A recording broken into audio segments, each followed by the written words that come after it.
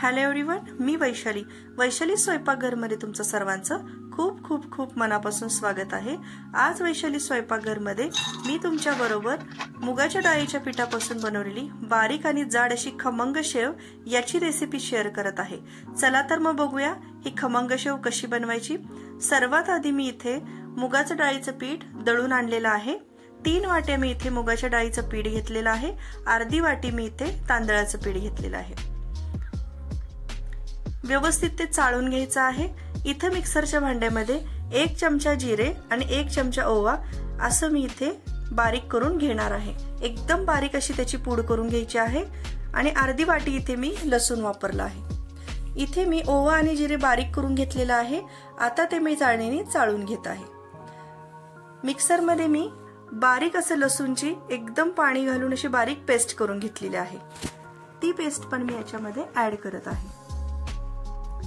आता याच्यामध्ये अर्धा चमचा हळद, एकदम छोटा चमचा अर्धा असं मी काश्मीरी लाल तिखट घातलेलं आहे। इथे मी थोडंसं हिंग घातलेलं आहे आणि पिवळा कलर मी इथे ऍड केलेला आहे आणि चवीप्रमाणे मी इथे मीठ घातलेलं आहे। आणि छोटीशी पळी आपलं तेल घालायचं आहे। एकदम छोटीशी पळी तेल आपल्याला गरम करायचं आहे। त्याचं कडक असं मोहन तयार करून आपल्याला त्याच्यामध्ये ओतायचं आहे। तेलाचं मोहन ऍड झाल्यानंतर न सर्व पिठाला हे मोहन चोळून घ्यायचं आहे। व्यवस्थित मिक्स करून आपल्याला थोडं थोडं पाणी ऍड करून आपल्याला हे पीठ तयार करून घ्यायचं आहे। जास्त घट्ट असं हे पीठ नाही बनवायचे, बऱ्यापैकी असं मळून मळून थोडंसं सैलसर असं हे पीठ ठेवायचं आहे आपल्याला।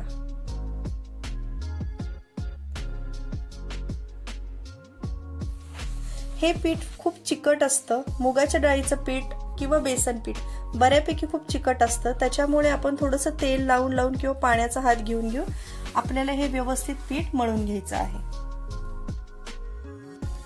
इथं पीठ मळून झालेलं आहे।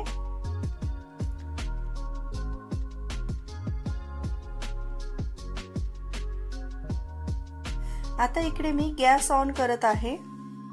त्यावरती मी कढई ठेवलेली आहे। आता इथे तळणीसाठी आपल्याला तेल ठेवायचं आहे। इथे मी सोऱ्या घेतलेला आहे। पाण्याचा हात लावून लावून आपल्याला त्याच्यामध्ये गोळा असा याच्यामध्ये भरून घ्यायचा आहे। बारीक एकदम मी शेव करणार आहे, त्यासाठी इथे मी बारीक असा साचा याचा वापरलेला आहे। आता तिकडे तेल तापलेलं आहे। बऱ्यापैकी मीडियम गॅस केलेला आहे मी। थोडासा मोठा गॅस करून घ्यायचा आहे आणि डायरेक्टली शेव आपल्याला त्याच्यामध्ये टाकून घ्यायची आहे। फ्लेम आता फुलच ठेवायची आहे। एक साइडनी शेव झाल्यानंतर आपल्याला पलटी करून घ्यायची आहे आणि दुसऱ्या साइडने आपल्याला ती व्यवस्थित तळून घ्यायची आहे। तुम्ही बघू शकता किती सुरेख अशी इथे शेव आपली झालेली आहे। आता मी ती काढून घेत आहे। अशा प्रकारेच आपल्याला शेव याचे सर्व घाणे करून घ्यायचे आहेत।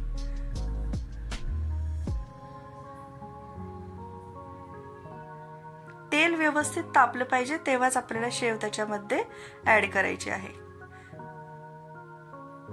तुम्ही बघू शकता किती सुंदर असा ह्याला कलर आलेला आहे। आपली शेव इथं मस्तपैकी तयार झालेली आहे। खूप खमंग अशी ही शेव बनते। बेसन पिठापासून तर आपण नेहमीच बनवतो, पण मुगाच्या डाळीच्या पिठापासून सुद्धा तुम्ही सर्वांनी बनवून बघा, खूप छान लागतं। आता इथे मी थोडंसं पीठ उरलेलं आहे, त्याच्यामध्ये थोडंसं लाल तिखट टाकत आहे आणि थोडंसं मीठ टाकत आहे आणि अगदी थोडीशी मी इथे जिरा पावडर ऍड करत आहे। आता हे पीठ व्यवस्थित मी मिक्स करून घेणार आहे। आता याची मला जाड शेव बनवायची आहे। शेव भाजीसाठी आपण जे शेव वापरतो त्यासाठी ही मी शेव बनवणार आहे। त्यासाठी थोडंसं जास्त मी तिखट आणि इथे मी काश्मीरी तिखटच वापरले, ती जास्त तिखट नाहीये, पण तुम्हाला थोडीशी तिखट हवी असेल तर तुम्ही जास्त तिखट असेल ती लाल तिखट तुम्ही यामध्ये ऍड करू शकता।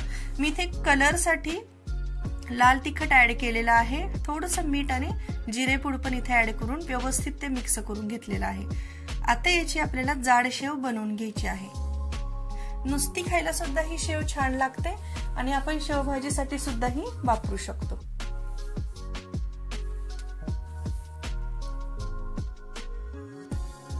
पाणी लावून लावून आपल्याला हे मिश्रण याच्यामध्ये भरून घ्यायचं आहे। खूप चिकट असं हे मिश्रण असतं।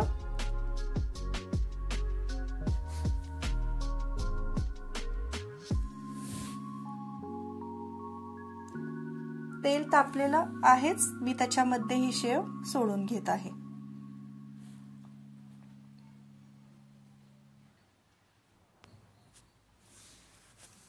एकदम खमंग आणि एकदम कुरकुरीत अशी ही शेव होते। सर्वांनी नक्की ट्राय करून बघा।